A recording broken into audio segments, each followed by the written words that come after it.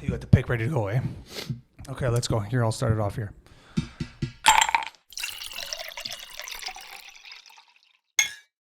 And boom, we are live. What's up, everybody?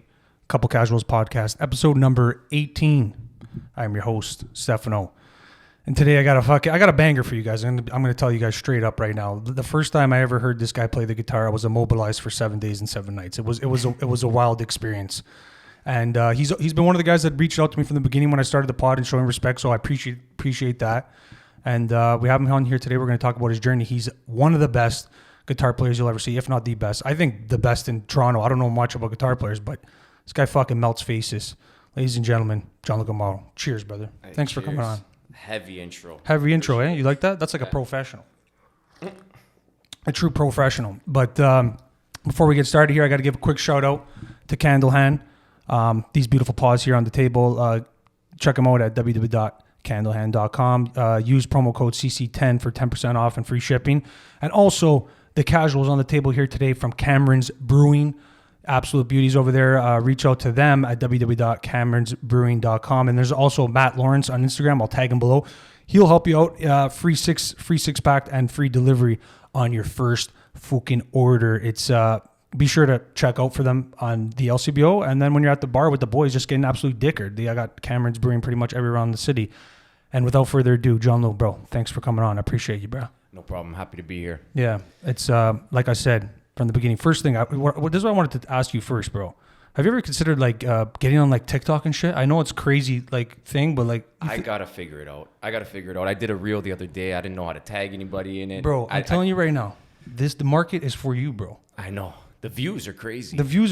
Get on TikTok. This is what I wanted to say from the beginning because I went every time because you've been posting lately, right? I've been seeing you jam, and I'm like, every time I see you jam, I'm like, bro, if you got on TikTok and just posted every single day for fucking 8 weeks, I guarantee that people would like you're gonna get sponsorships, you're gonna get advertising. Gibson, all these guys are gonna reach out to you because, bro, you're a really good guitar player, man. You know what? You got to be on it though. I want to do it proper. I'm in the stage of my life where anything I'm gonna do, I'm gonna do it right. I'm not gonna do it half-assed like this. You started this podcast. Yeah, I appreciate came that. out of the gates, looked professional. I love that. That's what but you know what? I took the time with it, right? You got to stay patient. Take the time with it.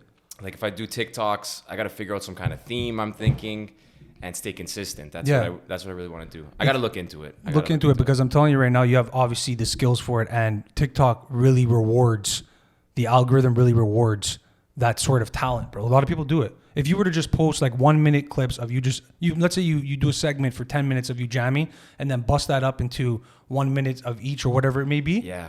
My buddy told me that. My buddy Sims, he's good with the social media. He can help you. Yeah, he told me every time I post, he's always giving me tips. He's helping me out. Yeah. But it's crazy. I posted that reel on the Glassampp band, and like within 10 minutes, I had 800 views. Really? Like, what the fuck? You see? Yeah. And trust me, on TikTok that will be 8,000. I know. That's.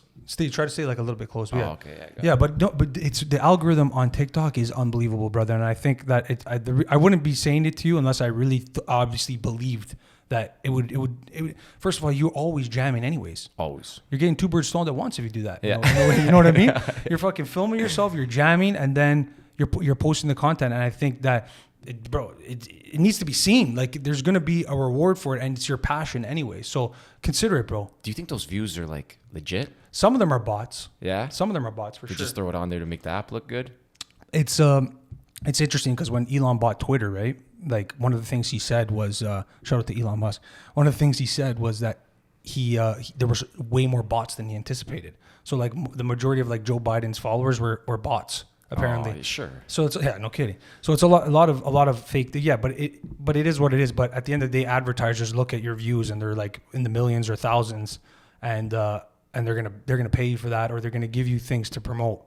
Yeah. So it's something to consider, bro. But 100%. I gotta make an account. It's about time. And your Instagram, you still using the Glassampp Instagram, or I'm probably gonna change the name soon, but I've been still using the Glassampp Instagram because a few guys use it, right? It's not just me by myself. So. Or just make another one. I know. Yeah. And then just go from there, 100%. But I wanted to mention that straight away. But that I definitely needed to bring up because I think there's opportunity there. But I want to start from the beginning, bro. That's what I always do. I want to start from the beginning. When's the first time you ever picked up a guitar? Oh. My dad plays guitar, so there's guitars all over my house. So right. I don't know. He's nuts, by the way. Like if you ever see my dad play, he's crazy. I've seen you guys play together at the weddings. Yeah, you've seen us. He's crazy. Which is so cool, by the way, the dynamic of you and your dad. You get the jam. I know. That's one of the reasons I started. But there was guitars all over my house. I think my brothers used to play around with it a little bit. I used to just strum just a bunch of bullshit, nothing much. But how old? Oh, just as a kid, right off the bat, I think I used to just mess with it. But then I really started taking an interest, I think around like grade 6. We went on like a soccer trip. Yeah. We were in Pensacola, Florida, or New Orleans, and I just saw my dad jamming with everybody, like the whole party. Everybody was freaking out, and I'm just like, this looks fun. Like wow. I want to do this. Like okay. So I talked to my parents, said I want to start guitar. They kind of brushed it off. Not gonna lie, they kind of brushed it off. Like I didn't start guitar till grade 8, but from grade 6, I think I would go up to them maybe once every 6 months and be like, okay, it's time to start guitar. I think my mom was like, my dad will teach you, but you know what? Your dad can't really teach you right off the bat. Why do you think that is? Because your kids don't listen, really. Oh, okay. Right? Okay, like, ever talk to parents, the kids listen to their teachers more than they listen to them sometimes, yes, right? Yeah.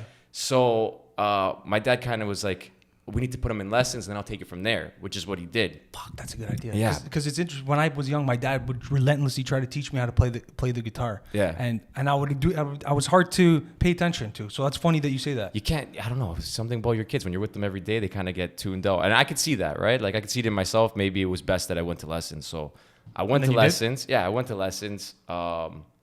Right out of the gate, I went to lessons. He gave me something to learn. The next week, my dad taught me the next 4 pages of whatever the book is. So he gave you a book? He gave me a book. I was playing. So you were learning how to read music right away? Yeah, I was playing Twinkle, Twinkle, Little Star, Jingle Bells. Classics. I remember I was so proud of myself when I learned Jingle Bells. Really proud of myself.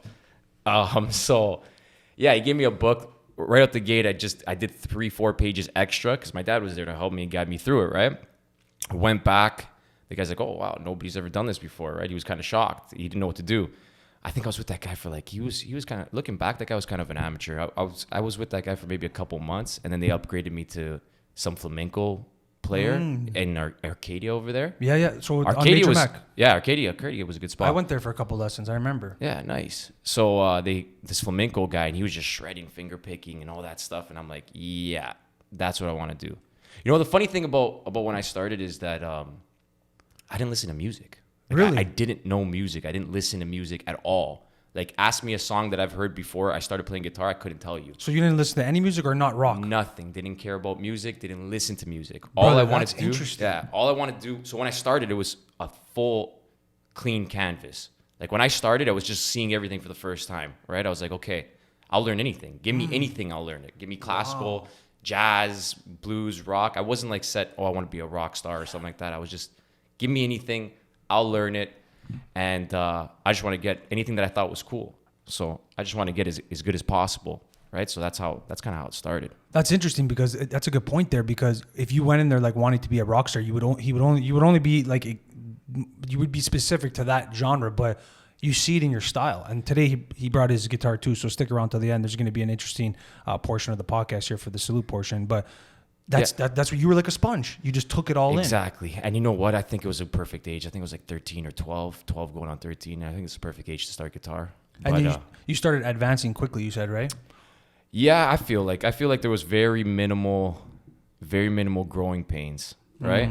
I'm a competitive guy by nature. Running too? Yeah, I'm just competitive. Like I like to compete in things that I know I can kind of, if I get the hang of it, I'll compete in it, right?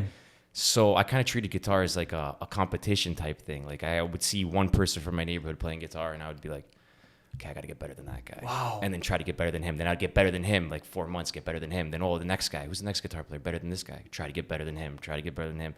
Try to get better than... Then I kept upgrading like that. Yeah. So I really treated it like a sport, to be honest with you. And then you just ultimately surpassed everyone. But how much do you think, how much do you think, like when you pick up an instrument, let's say, it's like intrinsic, it's something that maybe one guy has the ear for it than the other, or how much do you think of it as just relentless work? You know what? I've fought this debate countless times in my life. Yeah, because my standpoint has changed. So I originally kind of disregarded that genetic thing. Okay. Because I thought I felt like it was discrediting the hard work I put in. Because dude, I used to play like all day, every day. And I feel like you do anything all day, every day. I used to play to the point where when I was a kid, my brothers would hide my guitars to stop hearing it. No way. Yeah, they would go lock it up in their rooms and just hide it because they're like, okay, it's enough. That. I'm playing at dinner. I'm playing on the toilet. Like I'm playing constantly. So when people say, "Oh, you were born with it," I felt like it discredited my. Well, you felt like it discredited my hard work, right? Yeah, and fair enough. But you can't be born like that good. You can maybe be born with the skill, but you have to develop. You have to hone it. But then I started like teaching guitar, and I started seeing the kids that got it innately and the kids that don't, and you could kind of see it. You can kind of see, not that you can't develop it, but you could kind of see this thing that like some people just have. They just have it in them. They're just musicians by nature. Right. And if I go down my family tree, like my nonno was in a band, my dad's dad was in a band, my dad played with my dad's dad. Right. It's kind of like a family pass down. My uncles are all musicians. Like it's crazy. It's just everybody's musically inclined. Even my mother, she doesn't play an instrument, but she listens to good music. My brothers all got good taste in music. Mm-hmm. My brother Vincent was even trying to pursue like a music career at a point. So yeah, maybe it is genetic. It is a genetic thing that you have, but you do have to develop it. Mm. So I do think that maybe there is a music gene out there. Yeah, well, look at all you just listed, like your whole family tree is a part of it all too. Musicians. So I think it's a part of it too, but I think it's important to what you said is that you used to play all the time. So you were obsessed. I was obsessed. I get obsessed. That's the only way I could be. If I'm going to do something, I'm going to get obsessed with it. I can't half-ass something. It bothers me. And so when you mentioned that you were teaching kids too, what was that experience like, teaching kids rather than playing? It's difficult. At first, teaching kids was awesome because it was I was learning all kinds of things I wouldn't have otherwise learned. So like they would come to me with a song, and it's not like they give you a song to learn and you got to go home and learn it, right? You got to learn it on the spot and teach it to them. Right, so that really developed my ear. Right. It developed my ear because they give me a song, I have to learn it in probably under 2-3 minutes and then teach it to them, right? So that was cool. That was really cool. Yeah. So that's a difficult pursuit in itself because ultimately when you're teaching somebody, I would think putting even like in a coach aspect of it, you have to be patient and you have to be able to find a way to articulate it to them the best way you can so that they can absorb it. Like, like you mentioned earlier with our dads, we had this like block, like it was harder for us to learn. But then when you go to somebody else, hopefully like they're more of like a sponge and you're able to teach them. And you learn some basics of teaching too, right? You learn that everybody's not the same kind of learner. Mm-hmm. You kind of start to pick up that some people are auditory learners, some people, tactile learners. So you kind of pick that kind of thing up. At first, when I started teaching, I started maybe 3 years after. Are you still teaching? I don't really like to do it. I'll do it for family, friends. I'll do it for friends if they really want it. But I'm kind of out of the teaching guitar. Fair enough. Right, just strictly guitar. Mm-hmm. But yeah, at first it was really cool. Then after it kind of trailed off to you know what I mean? You don't want to do it. But it was still a good experience that you took your lessons. 100%. You want to learn something? Teach it. Yeah. Believe it or not. That's a good point. Yeah. Wow. Yeah. Clip that. That's a fucking good point right there. But how much do you think, this is another interesting take, right? Like when you started learning the guitar, right? YouTube wasn't out. Now YouTube's out, right? So imagine if you're a kid that you want to learn the guitar, what do? You go on YouTube, type in how to play anything. That's why you're seeing so many virtuosos out there. Some young kids that are just shredding. Just absolutely shredding. They're just gonna get better. And there's a difference too. There's like there's a difference in guitar. Like you'll see a lot of kids shredding guitar, but there's a certain kind of touch and feel that only comes with experience and time, right? So honestly, if you sit there and you practice for a year, like regularly, you'll develop that speed. You'll be able to shred through the guitar, right? Mm-hmm. But to be able to develop that speed and accuracy at the same time develop a feel is very hard to do, right? So what do you mean about speed and accuracy though? Like when you're playing, like the notes are to the T. Have the technique down, all technique, right? Okay. But music's not technique. Music is feel. You need to feel it. If you're not feeling it, nobody listening to you is gonna feel it, right? And if they don't feel it, you're kind of not really playing music, right? To me, at least, that's what I think. Yeah, no, I think you got it right on, and you see that when you play the guitar. I feel it all the time. And that, as a viewer, I receive that well, and it makes the viewer feel it as well. Yeah, and that's something that honestly my dad instilled in me from a very young age, right? And I still fall off sometimes. Sometimes I don't feel it. Sometimes I'll just be going through the motions, right? It's hard to get into the zone, right? Ever watch that movie Soul when they kind of go into that zone? No, but I know what the zone. When you get into that zone, you're in there, right? But sometimes you can't get in there, so you kind of go through the motions. But the feel, my dad instilled in me right from the start. He would always say, like, make everything you're playing purposeful. You know what I mean? Don't just play this. And he would give me the scales. I'd improvise. We'd jam for hours.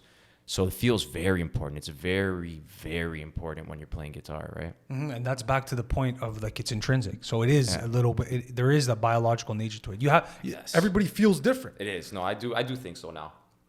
Because when you're playing, music is an art and it's an expression of the individual. So the way you play and express yourself on the guitar is going to be different than the next guy.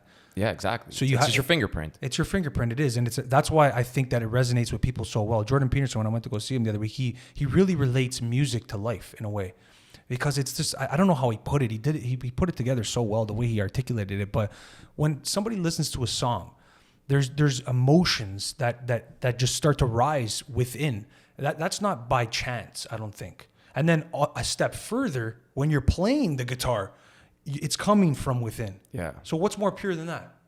It's something special. It's something spiritual. That's why a lot of these musicians are spiritual, because there's something else there, right? When you play something and you feel it and people are feeling it, that's the best thing, right? That's the best compliment I can get. When someone's watching me play and they say, I can't believe you made me feel something, like that's the best compliment I can possibly get. I love that. Yeah, every musician and every artist, when they make art or whatever it may be, that probably is the same thing that they say. Is expressing themselves and then somebody receiving it well. Exactly. It is all about feel. And then also as I was saying, to develop that feel, right, it's very hard. It takes a long time to develop that feel, right? Or to develop it to a sense where it sounds professional. But now even these kids are not only shredding on Instagram or TikTok or whatever, but some of them even got that feel like of seasoned 30-year vets, and it's just mind-blowing it's incredible to watch, to be honest with you. Yeah, it is incredible to watch, because first of all, like they have the access to the knowledge that when you were coming up you didn't have that.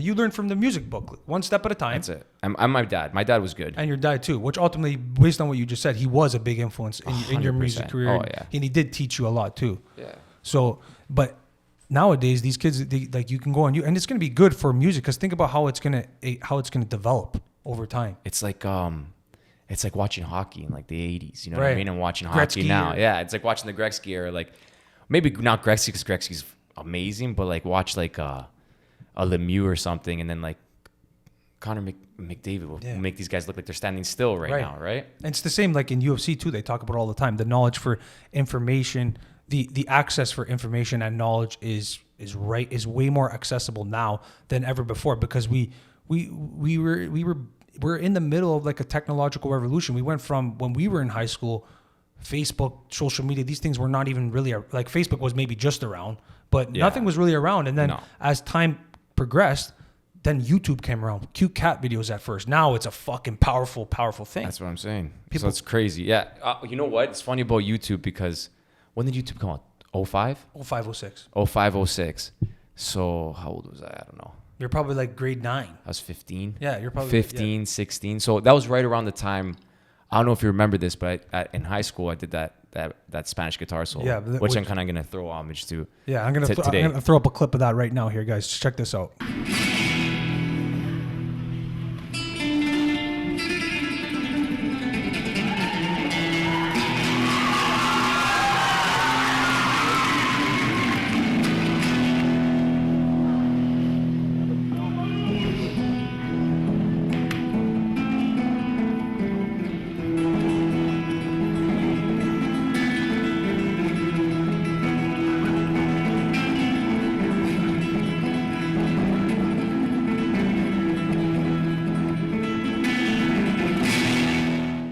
So I did that guitar solo. So that was like, I think I was 2.5 years playing guitar.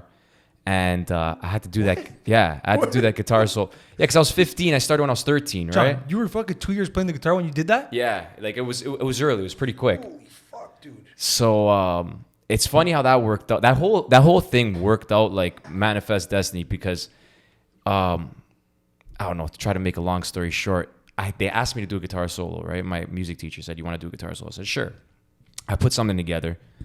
I brought it home to my dad, showed it to him. He's like, "Yeah, that's good." Showed it to my mom. My mom's like, "No, you can't play that." Really? Like, she just shut it down. She's like, "That's cool." What was it? You know what it was? It was a song by Yes. I forget what it's called. It's a song by Yes. I don't know. I'll play a little clip of it if you want to hear it after. Yeah. Okay. But it's a Costco song. So yeah, my mom shut it down. She's like, you can't play that. She's like, that's cool and all, but it's not really special, right? And I guess she got an ear for that stuff. So she's like, you got to play something else. So like this is coming to like the night before. Like I've been practicing all week. Night before, she's like, you can't do this. You got to do something else. So I sat down. Me and my dad was playing some things. I was playing some things. We put together that kind of compilation of different riffs to play. Then I played it, and everybody in my house was like, yeah, that's what you're going to play. So I went to my music teacher the morning of the night, and I said, I'm going to play something different. He's like, what do you mean? You have been practicing this? I said, no, I'm going to play something different. I'm like, you want to hear it? He's like, you know what? You're going to be in front of the whole school. It's up to you. You want to shank it? Shank it. If you think you can do it, do it. So I did the solo, right? It was fun as hell. People were freaking out. That was a serious night. That was fun. YouTube was around back then, or fucking if it was around back then. It was, okay, but let's say it was right now, gone. That's to the moon, that video. So listen to this. I don't know if you knew this, but they videotaped that solo that I did, right? As you saw it on YouTube, right? The guy who originally posted on YouTube, he got like 100,000 views, and this is back in 2006. So he got 100,000 views off my video in 2006, and then he tore it down for whatever reason, I don't know. So I had to re-upload it, right? So that was big time back then. Like you get 100,000 views. That's big time now. In 2006, yeah. That's big time, right? So that led me to like a lot of people were reaching out to me saying, hey, we want you to play guitar here, we want you to play guitar there. So I'm like 16. This guy reached out to me. He goes, I got a singer. He's really talented. He's doing some gigs. Can you come audition for him? Right? So because of that video, I went to go audition for the singer, right? And took me to the studio. It was actually the studio where they did all the music for the Passion of the Christ. Oh, okay. They had this huge drum kit hooked up. And so it was your first time experiencing like a real studio? Like a real studio? Yeah, that was the first time. So I went in there. They had this huge drum kit. Apparently Mel Gibson was in there the day before or something like that because of the Passion of the Christ, yeah. Right? They had me audition for the singer, right? They had some bass players there, some piano players. I auditioned for the singer. I got the job. Nice. So now at like 17, I'm pretty much touring. Playing. It's nothing too big time, but like we're playing corporate events, we're playing for Ben Mulrooney, right? We're playing still, that's badass. Big for weddings, 15 right? Years old, or whatever it was. 2 years playing the guitar. Yeah, at that point maybe 3 years. Whatever, dude. Right, and then it's crazy. They signed me, right? They signed me, and it was at that time. What was I? 17, right? They were paying us like minimum $300 a gig, and we were gigging every week. Then they were paying us like $100 per practice. We were practicing 3 times a week, right? So for me, I was like, I'm set. Not only they're buying me clothes, they're buying all this music equipment for me. I remember some guy let me borrow his $12,000 1 in 10 hollow body PRS, which if you guys don't know what that is, go look it up. It's a semi hollow body PRS. I'll throw up a picture of it. Beautiful guitar, 1 in 10. And I had that, and I was just playing with this and gigging with this, going to Montreal, back, going out. I didn't know that. Out there, wow. Yeah. So yeah, they got me doing that, and I'm just like, oh, this is I'm set. This is fucking beautiful. I can right? make money from this. I can make money from this. That's what I'm thinking, right? I'm really excited to be a part of it. The music was like very Michael Bublé and jazz, and then like some Spanish stuff. So it was cool. Again, I didn't have any musical preference. I just loved it all. So you're open to it? I'm open to it. Yeah, hands down. So, yeah, that all stemmed from like, eventually fizzled out, but that all stemmed from that YouTube video, right? Back in 2006, that one solo that I had to change the night before. So it was really cool how it worked out. That's amazing. And there's a couple of things from that. Firstly, I love how your mom got involved and she was like, don't do that, do something else. Like, yeah, you know she's like that non-musician, but still the outside perspective. But still you know? useful. Yeah, exactly. Like still very useful. And they're very involved, it seems, which is fucking beautiful, man. Oh, they're so supportive from that's huge. And then when you did, first of all, it was an absolutely impressive performance. And if it was nowadays, it would have went to the moon. It would have went crazy. And that's why I'm telling you, bro, please, you have to do it. You have to make a TikTok. You just start ripping on Instagram and shit. Because look at what happened from that. Yeah. Like, even if you can hire somebody to do it for you. Like there's people that will go on Fiverr, bro. There's lots of avenues you could take. I gotta look up into that. Fiverr. Look into it because the second person to tell me about that. I used Fiverr. Like shout out to my guy in Pakistan that does all my shit for me, bro. He does all my thumbnails. He does all that worldwide shit. You know what I mean? We're international over here. A couple casuals, but look into it because you could pay people and they're relatively good price. You just probably all you have to do is You send them they manage your Instagram. And your TikTok. You send them your stuff. They'll clip it and they'll post it for you. All you got to do is just jam. That's crazy. People are hustling out there. I respect hustling. it. They're hustling. And look at all the opportunities that came from that experience. Imagine the other ones if you were to start ripping. Exactly. Because there's a lot of opportunities for it. But in regards to what you said earlier, I know you were talking about playing, and then when people receive it well. I want to talk a little bit about Glassampp, because Glassampp was even for like me and Cabello talks about all the time. You were a big influence for Cabello to play to be a musician. Oh, no way. To play the guitar. He's crazy. I remember the first time I seen him play guitar. I knew he can play drums, but I remember I met him at a cottage and he started playing guitar, and I was there. I remember. I'm like, well done, buddy. Right? And you guys were jamming. He was playing rhythm. Jamming. He was killing it. He was the next. Honestly, it's kind of like it's a small community, right? But he was the second person I seen that can really throw it down on the guitar, like totally like making you feel like improvising and making you feel it. Yeah, he blew my mind that night. I remember that. He's gonna like that, Anth. I know you're gonna like that one, buddy. But but that's the power in the community of like influence, right? Yeah. You see, we're growing up. You guys are a couple years older than us. We go to a Glassampp concert. You're there just fucking melting 100 people's faces, and then guys like us who are like young and aspiring to do something too. You're like, fuck, this is so cool, bro. Like, and it trickles down. That's a big influence. That's amazing, right? The fact that I can influence people, I love that. That's great. That's what it's about, right? And then he picked up the guitar, he started jamming, and then ultimately went down his own. But that experience with Glassampp, how was that whole experience, and what did you take from it? Like, so that started off. So remember how I was telling you I joined that band and I was doing whatever. Yeah. So Glassampp started out of that, because once I started doing that, I'm like, I could do this, or like probably an original project, right? And I remember we were like in a parking lot one time with, I knew Peretta. He played with a couple other guys from high school, and Shenzi and me and Steve, we always jammed all the time, right? Oh, really? So they were always ripping too. Yeah, even when I was with the other band, we'd always just hang around, do some. Shout out to the boys, Peretta, all the boys. Shout out to them, yeah. Yeah. So I remember we were in a parking lot one time, and one of our buddies goes, "Hey, I know a guy with a studio, just a home studio." Right? Who? Envy? No, it wasn't Envy. No. He was doing a rock thing. His name was something Galoro. His name was Galoro. Okay. He was doing he had a home studio. He's like, you guys should write some songs and go. The guy would do it for free, which he did, right? And we wrote Ain't Got Time. Banger. We wrote what else did we write? That one I still wrote a couple. 'Cause I ain't. Yeah, I still remember, bro. So we wrote that song, we recorded it.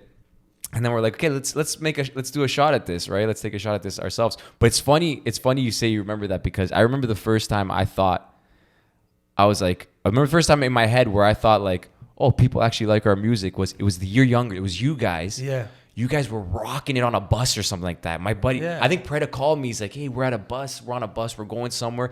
These guys are yelling Ain't Got Time at the top of their lungs in the back of the bus. They're singing the whole damn song. I'm like, get out. What? John, that was the time where we used to meet up at like Keeler Major Mac and go downtown on a freaking bus. Yeah, it was. You know what I mean? Yeah. Now there's Uber, but yeah. So I remember thinking like, oh shit, these, because we had our guys, right, that liked us. We had like my brother's guys who liked us, the 5 years older, and Steve's brothers who liked us, the 3 years old. But to get that demo like younger than us, that we like, I didn't really talk to you guys that much to feel our music. It was something special, right? That's good. That's and good. And then they played on the PA at school, so we'd be like, oh, sick. So we started doing that. We started doing the shot. We did our first gig at Dooley's. Remember Dooley's? Okay, so that's where it was. The pool bar. I was gonna ask because I remember that. Was sick. I remember that now. Yeah. Yeah, we did our first gig there. We had a lot of people. Like we came up, my brother. So what happened was my brother saw us. He loved our music, and he was like, "I'm gonna manage you guys." And he was like very well. He was a popular guy, connected, talking to people. So he got our gig sold out at Dooley's, which is a pretty big place. It was rammed. There was like 600 people there. It was crazy. And that was on YouTube too, I think. It was it? Is it? I remember seeing it on YouTube. Wasn't it? Instagram. Probably was. We probably took it down just because it was amateur as fuck. But yeah, we did that gig, and then our next gig we sold out the Alma Combo. Our first 3 gigs were bangers. I think we did Dooley's, was pretty packed. Then we sold out the Alma Combo, which was pretty packed, and then I think we did the Opera House, which a bunch of people came to. I was there. That was a big one. That was a big one. And that was the biggest stage ever, like pretty much ever played on with my original band. Like I was like, this is a beautiful spot. Yeah. I went to go see a band there like 2 weeks ago. Dude. Opera House is Yeah, great. it's a good venue. Nothing beats Massey Hall though, eh? Oh, for sound? You Yeah, can't for talk. sound, Massey Hall is just such a. Fleet Foxes is coming in August. I might Yeah. want to go see Fleet Foxes. I saw Chris Cornell there. No, you on didn't. acoustic set. It was fucking unreal, man. Wow. Yeah, he did Hunger Strike and everything. He was killing it. And you could talk to people in Massey Hall. Yeah. Like if someone yells something, they're gonna hear it. Yeah. You know what I mean? But the sound, it doesn't be. Beautiful. There's no what other venue Yeah. that has that sound. But yeah, so then you guys played Opera House, and then after that, things started just moving. Yeah, things started moving, but it's kind of like it's a down and up type thing, right? There's peaks and valleys, right? Right, That's how it 100%. is. Yeah, Right? but that's what it's about. And how was it like songwriting? Creating Songwriting music? was always different. Songwriting, it would typically what it would be is someone would bring an idea and then we develop it from there, right? Either the idea was like 95% finished or 45% finished or 10% finished. That's how it would start. It would start always with the idea, right? Would it start with lyrics? Would it start with lyrics or would it start with a melody? What would it start with? It's always different, man. I can't speak for the rest of the guys, but for myself, my process always changes, right? It used to start, I've written songs from just a melody line. Like I'll just have a melody line that I'll play and that's what I'll sing and then I'll build chords around it. But most of the time, it's usually I'll find some nice chords that I like and then I'll start singing over it and see what comes out. Record. I'll just start singing gibberish and then record. If I get a flow that I like, I'll keep it. But with Glassampp, back in the day, it was more like a riff. We'd come up with a riff, like a heavy, nice blues riff, and basically just wait for someone else in the band to say like, whoa, that sounds sick. You know what I mean? Like, I like that. Let's keep that going. And then we'd build it around that. And like, Preda's got that raspy powerhouse voice, right? Great voice on the kid, yeah. Like over what we were doing, it was perfect. Like you heard that stuff and it just was, it it really fits. was, yeah, that's what I was going to say. Like a puzzle. It just came together well. It fit. But that's how it goes. Preda was a big influence on the songwriting too. He used to write songs fully and bring it to the table. Also, I remember the first time we jammed with him because we didn't always jam with him. We kind of like, he kind of like came into the band later because it was always me, Steve, and Shenz. And Shenzi wanted to play guitar. And he was always playing guitar. But Preda was a guitar player, not a singer. Preda never sang before that? He sang, but he sucked. How did he get good? Dude, he was the first guy I seen get good at singing in front of my eyes. Like really good at singing in front of my eyes. That's when I clicked in. I'm like, oh, this is like an instrument. You can get better at singing. You can actually do it. He was not good. And then all of a sudden he was just good. Maybe it's from all the butts or something.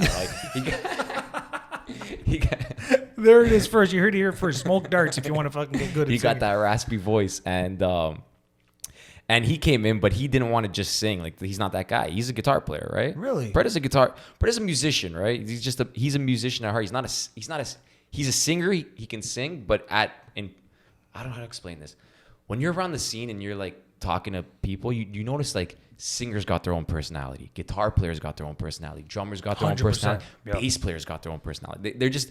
And obviously it varies. I'm not going to put that blanket statement on it, but you start to notice the different personality traits of different people in their position in music, right? Right. So Preda doesn't really have that singer personality, right? He's got that guitar player personality. That's what he's got, right? So he wanted to play guitar and sing. But Shenzi was our guitar player. Did he play drums at that point? No. So Shenzi stepped up like a beauty and just said, fine, you know what? I'll learn drums. And he literally learned drums while we were in the band. That's crazy, He bro. had to learn the drums. Like he had to step it up. And I don't know how much he was practicing, but he leveled up fairly quick for That's impressive. For the move he did, right? Yeah. And then Preda played guitar. And I remember the first time Preda jammed with us, he's just coming up with solid things. Like the guy's just he's got that music gene in him for sure. Yeah. And then collaborating with everybody, right? Like it's when you're doing something artistic, like even like you can kind of relate it to the podcasting too. Now that I've been collaborating with like the It's Simple podcast and stuff, to be able to bounce ideas off people and stuff. How was that experience in regards to songwriting and being able to collaborate and like these guys are bringing ideas for you, you're bringing ideas for you. Did you guys bump heads or were you able to like find a way to make it work? Oh, we definitely bumped heads, but I think it's the Italian in us. Yeah, but we're all friends, so Yeah. it's honestly. It was funny more than anything. When we used to bump heads, there would always be a scrap, and it would just be so funny to watch. Like I'm very easygoing, so I was always like, if I bumped heads with anybody, I didn't really escalate. But like a lot of the other guys, when they bumped heads, it would escalate, right? But we were friends, so it's like we can tell each other, go fuck yourself. Yeah, You know what I exactly. mean? Yeah. Like that's hack. We'd Yeah, be just Like there's no pussyfooting around. Like when someone brought something and it was hack, Like, you would get bro. you would get told right on the spot. Like that's not good. Yeah, we're not touching that. I was practicing it all night. Can't wait to show the boys this. John was like, yeah, it's hack, bro. I don't know. And then you'd get chirped later. They'd be like, yeah, why don't you go write that song you were showing us? You know what I mean? That's the camaraderie of it, though. Yeah, but I like that, right? At least you can be honest. You know what I mean? Yeah. That's literally what it's about at the end of the day. So right? it was cool that it was just with your best friends, right? So that was fun about it. And we did some things, man. We had some fun. We opened for like a few big bands with Glassampp. Big Wreck, Headstones, Yep. Monster Truck a few times, right? It was a fun thing. Like kind of simmered out, but it was a fun thing. We did a lot, I feel. Yeah, 100%. And then I bet you, like you said earlier about that experience, you learned a lot about yourself again. Mm-hmm. And when we were out that other day, when we were at Sebastian after we were talking, there was one thing you said, and it was amazing. You were saying like the experience or something is timeless, or music is timeless. It doesn't. You don't need the immediate reward. It's something that like kind of lives with you forever. Do you remember? Like you said something along those lines. It was such a beautiful like statement, and I forget what you said though. I don't know. I don't remember what it is. Yeah, it was something along those lines. Basically, what I derive from it is that like people have this expectation in their head, like if I pursue something artistic or something out of the ordinary, if you don't like get signed and you're like a famous Pearl Jam type of band, you're not. Oh yeah, that's true. You know what? You can't get into music for the wrong reasons. You'll never. I think you'll never be happy, and you'll never get good at really what you do, and you'll never be satisfied. Right? Music is like it's like if I never make it, or I never made a single cent from playing guitar, Right. or I never did anything with it, right? I wouldn't regret a thing. I wouldn't regret all the hours I put into it. It's you do it for the love of music. Music it's got so much better rewards than being famous or a rock star or something like that. Like I don't know, man. I've met so many great people. I've seen so many great places. I've made so many great relationships. I've had so much fun just from playing. You think I remember how much money I made? Yeah. I don't give a shit how much money I made. I remember just all the fun I had because I decided to pick up a guitar. And I picked up the guitar and my life just got better. I learned music and my life just got better. So like I would never regret trying to play an instrument. And anybody who's trying to do it just to be famous or just to do it, I think their heart's in the wrong place and they should probably reevaluate their situation, right? Beautiful, man. It's beautiful because that's the reality. That's the realness of a pursuit like that. You gotta really think like, what am I doing this for? You're doing it for moments. You're doing it for experience. You're doing it for yourself, and then whatever may happen from that, like it comes from that. So it's really worth thinking about, guys, when you're pursuing something like that, like an artistic pursuit. Don't do it for the wrong reasons. Do it because you intrinsically want it and you want to experience and you want it to bring you places, to meet new people, to do all these things, because that's what these avenues can do. Exactly. And have an open mind. Like have an open mind about everything. Just because you don't like a style of music, it might have something to offer. And even like something I picked up quickly is that it's very easy to have an ego in something, right? Just very easy to have an ego in general, right? You can get cocky, you can get, especially if you have a couple of drinks, you get a little bit cocky and stuff like that.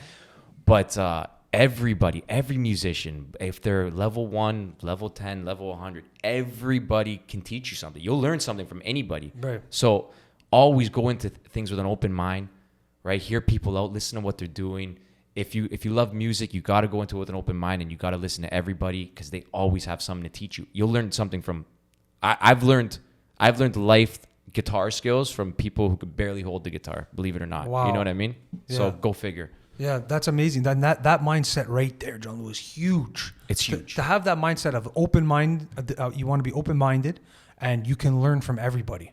Speaking of Jordan Peterson, one of his things that he says is treat everybody as if they know something you don't. That's and they do. And they do. They do know something. They fucking do. Doesn't matter if it's the janitor. Doesn't matter if it's a CEO. Doesn't matter who it is. You can learn from everybody. Yeah. It's all about your mind state. It's all about how you think. And that's why when I remember when you said that to me, it sat in my head for a couple of days. I'm like, yo, that because I resonate with that too. Like, as I pursued a lot of things in my life. At one point, I was DJing. At one point, I was boxing. Nice. At one point, I was not doing podcasting. At one point, I was doing this.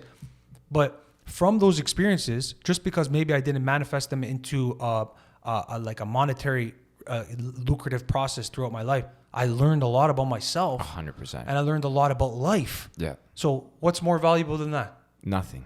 There you Nothing. You know what I mean? You'll never. The money comes and goes like crazy. I lost $200 last night. I don't know how. You ever lose money? What, from gambling? No. I legitimately lost. I played a gig. I got paid $200, and then I go home, don't have the money on me. You had a couple of drinks, eh? You had a couple of casuals last night. You don't know where you put it? Yeah, but that didn't have anything to do with it. Come on.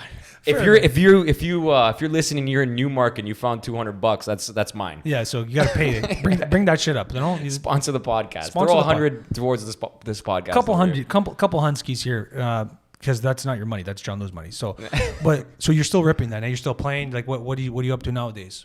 Yeah. So I did the Glassampp thing, and then we kind of fell off. Right, we took a couple L's and kind of fizzled off. Right, which is kind of sad. Nobody's to really blame about it. It kind of just happened organically. Mm-hmm. But I do strongly believe that, you know what, I'm a strong believer that if you sit at the table long enough, you're gonna eat. Right, it's one of those things, especially in the rock industry. There's a lot of people. That's a good saying right there. There's a lot of people in it, right? But if you stay there, you make yourself familiar.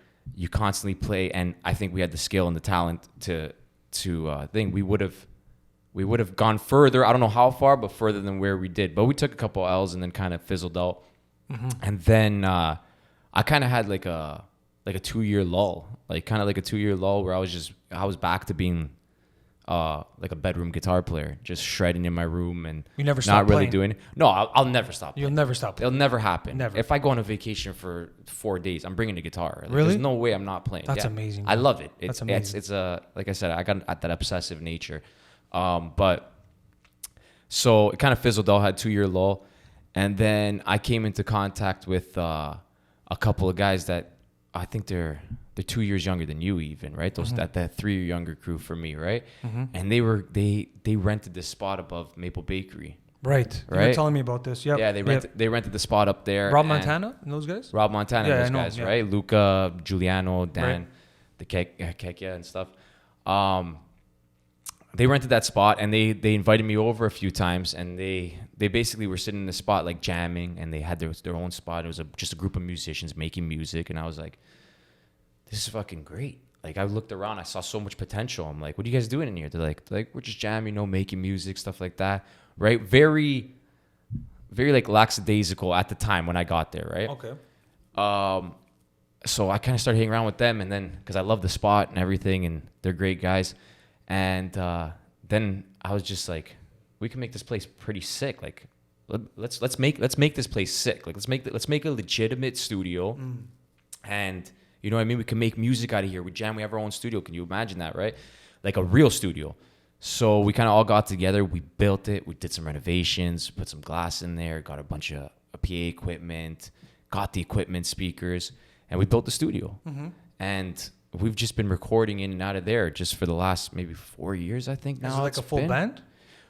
Everybody's just doing their own thing. Okay. And some people are killing it. Like Luca over there, he's killing it. I think he's constantly making bangers out of there. He's got some Billboard songs. Nice. Picked up a Grammy. He's all above Maple Bakery. It's crazy. Wow. Right? People come through there, right? Like yeah, I've seen some cool people come through there. And I've been doing the studio stuff, learning how to produce, right? Because me, I'm just constantly in that pursuit for the next thing. Right, yeah. So I learned how to produce,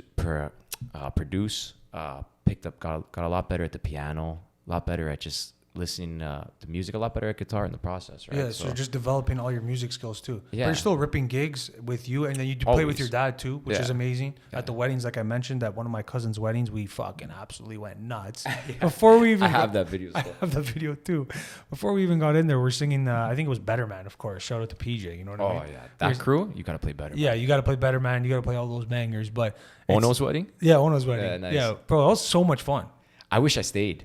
Yeah, you didn't. I wish I stayed. No. Yeah, it was fun, man. I don't even know what happened. That was a long night after that, but I should have stayed. Yeah, I'm sure it does get long, but it's fucking cool to see, bro. And like I followed your journey a long time, and I would really like to see you on the social media. I don't know how much you're interested in it, but I'm telling you right now, it'd be fucking huge. But you mentioned the Grammys there. I got a couple more questions. Then we're gonna go into the last segment here, guys. He's gonna absolutely melt everybody's face here. What do you think about the Grammys this year? Like just in general, it this year. Do you think you can be that it's worthy of, like, you think it's legit? Do you think it's corrupt? Do you think there's a lot of politics in it? What do you think? No, man, I don't think so. I don't. Maybe I would kind of. I always err on the side of corrupt. I always think everybody's a little bit crooked. Everybody's doing something on the side. Right. That's just how that's our WAP mentality over here, right? But there's definitely, with anything when there's politics involved, there's some kind of corruption. But I think it's pretty legit. I think they like they give it to the best, or do they give it to the one that, you know, like this guy knows, or whatever. I don't. But that's very, you see, it's so subjective when it comes to music. Who's the best? Exactly. You know what I mean? Who's the best? But I think they go about it in a very the fairest way they can possibly go about it. Fair enough. That's what I think for the Grammys. And as far as the performances this year, I thought they were awesome. Last year, I don't even think I watched it. Who performed this year? Bruno Mars performed. Bruno Mars, yeah, he's intense, eh? Some country band. The guitar player was absolutely shredding it. I don't even remember what their name was, but they killed it. Another guy, what's that guy? Baptiste or something like that. Did you see that guy? No. He won a big award too. I don't know. Even Justin Bieber was good. A lot of people were good. A lot of awesome. Lenny Kravitz and Her. Right. Her, by the way, is phenomenal. Kind of looked recorded though, eh? I don't know. I didn't even watch it. Honestly, controversial hot take, but yeah. I think they were faking pre-recorded. I think it was pre-recorded. That's it. People have been caught before. The guitar solo, maybe they played the guitar solos in the past, and it was actually them playing. But like I was watching it, and she shredded a nasty solo. Okay. I knew she could play guitar, but this was a really good solo. It was just one of those feels, like you can really tell. And I just don't think the fingers matched up. But aside from that, I could be wrong. Okay. Sorry if I'm wrong. Hey, you know what? That's what I want. That's what I was looking for, bro. I was looking for your take on it. And I could be wrong, but other than that, it was a great performance. And the Grammys are sick, man. I like it. Good. And you mentioned feel, right? And I think one of the guys, I want to talk a little bit about like your influences and the guys that you like here, lastly here. But one of the guys that I think does it the best in regards to guitar and feel. What do you think about like Johnny Frusciante and Unreal? Yeah, John Frusciante. I kind of. It's funny with John Frusciante because I kind of like refused to accept that I was so heavily influenced by him. Why is that? That's the ego, man. Yeah. I was young. To me, the guitar greats were Slash, Santana, Jimi Hendrix. Are those some of your biggest influences? Because that's one of the things at the time. Yeah, they were some of my biggest influences, right? So, yeah, sure, they're my biggest influences, right? So John Frusciante didn't really check those boxes as guitar god at the time for me. Little did I know I was listening to Chili Peppers 24 hours a day. So it came subconscious. And he's got so much good content as far as how he plays and what he plays and why he plays what he plays. That's another thing. If you're ever learning an instrument, it's cool to know how to play something. It's very, very important to know why they're playing something. You have to know why. Okay. Because if you don't know why they're playing it, you learn it and it's out the door in an hour, 2 days, or whatever it is. If you know why they're playing it, it sticks with you for life, and you can apply it to your own playing. So you have to know why they're playing. Like, what do you mean by like why they're playing it? Like, so I hear something I like, for example. Okay. I learn it. Okay. Now I'm thinking to myself, okay, why did he play that there? Why did that sound good? And why did he know that sounded good? And why did he decide to put it in that place? Like in a live show or a song? In a song or a live show. Okay. Especially live. Live, you can really pick people apart. Like me seeing Slash live was one of the most important things I've ever seen. I was like right up to him watching his fingers go, right? So you really pick up why they're doing it. You're like, oh, okay, they're going from the minor scale, then they're going into the pentatonic scale, right? I'm not going to get into music jargon and stuff like that, but you start understanding why they're playing this scale over that chord or this chord over that scale and whatever.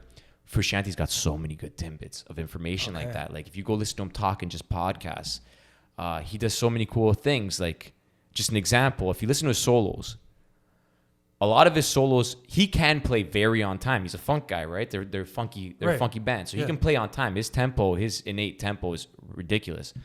But when he does a lead, if you hear him, his leads are all over the place, tempo wise. They're not on beat. He bends time with his leads. Yeah, and that's a very purposeful thing. Yeah, he doesn't want to think when he's doing a lead solo. He does not think about the drums at all. He's in his own zone, playing whatever notes he wants, whenever he wants it, and however he feels it.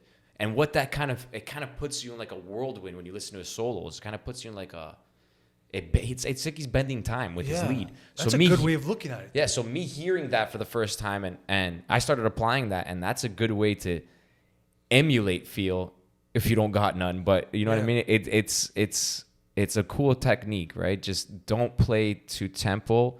Really stretch out your notes and just play whatever you feel, and don't even think about the drums. And it kind of it forces people to listen. Yeah, it really leads. It forces people to listen. It really tickles your ear, right? Yeah. And the greatest of all time? What do you think? See, this is another debate. This is another debate you have all the time. I have this debate all the time. Let's do top 3. I'll say this. Greatest of all time. No. Okay, you got to go most influential of all time. That's what I was going to say. It's either greatest or influential. Yeah. Now, because you can't compare someone from back then to now. 100%. You got to see what they've done for the craft, right? Yeah. And what they've built. Most influential guys are like Hendrix is definitely, he spawned a generation of guitar players, right? You got the 3 kings before him. You got B.B. King, Albert King, right? And then you got, after them, you got Van Halen, who just changed the game forever, right? So, and then before, who would it be? I guess Robert Johnson for blues guitar. These are guys that changed the game, you just right? See the evolution. Nowadays, you'll find a 12-year-old who could probably play better than them, which is fucked. But as far as what they did and the time they did it in, it's revolutionary. So these guys are most influential. So that's kind of what I equate to greatness: how influential you can be and what you spawned after you, what you left behind, what the legacy you left behind. But best players, I don't know, man. Dude, there's so many. Well, definitely, I think you mentioned Santana before. Santana's he was great. a big part of it. Non-stop Obviously, feel. Like the Zeppelin era, the 70s. What do you think that would be the most pivotal in music? Jimmy Page is great. 70s, not most pivotal in music, definitely not. No. Most 60s? pivotal as far as like rock music goes, that's for sure. Yeah, for sure. That's what I was gonna say. Yeah, I guess more specifically, it would be rock music, because that's when really like the Zeppelin started coming around. What would you say, 60s, 70s, like early 70s? 60s, 70s. You know what? I'm biased. I'm a 60s, 70s like cat. That's what I listen to. That's what I love. But there's great music in every generation, right? And now the modern day John Mayers and those guys. John Mayer's another guy. I just absolutely adore him. He's amazing. He's a crazy guitar player. Yeah. Like he'll go down. He's set. And he's a great songwriter too. Yeah, he's a great songwriter. He's the complete package, bro. I think his major asset, and I've watched a lot of interviews of not only him, but of people talking about him. Mm-hmm. His major asset is he's so clean and efficient in his playing. Right. Like they'll bring him to the studio and he'll get things done 1-2 takes, right? Which is big time, because if you ever recorded anything, you got people taking dozens of takes, hundreds of takes, and they're going over, and it's a very, very meticulous ongoing process, right? But you got a guy like John Mayer who comes in, does this thing 1-2 takes, probably 20 half hour. It probably takes longer to set him up than it does for him to record his tracks. And that's his major asset. He's a very technically sound guitar player. So he's crazy. He's got all the respect in the world. That guy's set for life. He doesn't need to accomplish anything else from here on out, and he's set. And even I think it was Eric Clapton that said, or I think it was Eric Clapton, I don't know, Cabello. There's another guy, Eric Clapton. Yeah, which he complimented him as well. But speaking of guitar playing, guys, I want to go into the last segment here. We're going to have Gianluca here play it. I'm absolutely melt our faces, so get your ears ready. The last segment on Couple Casuals podcast is called Salute. And for this salute, we're going to get you to play some guitar, brother. All right, sounds good. Let's fucking do it. Salute. Ladies and gentlemen, we're back. And this is the final segment. Salute on Couple Casuals podcast. Gianluca, take it away, brother.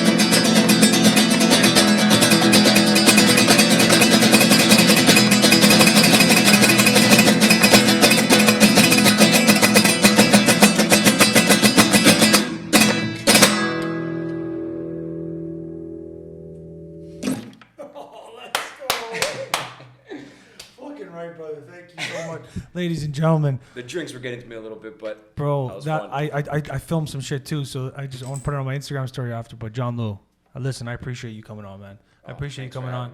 I appreciate you fucking absolutely shredding right there. And guys, you got to check him out. Your mic's. I think your mic's on still. Tell them where to find you, brother.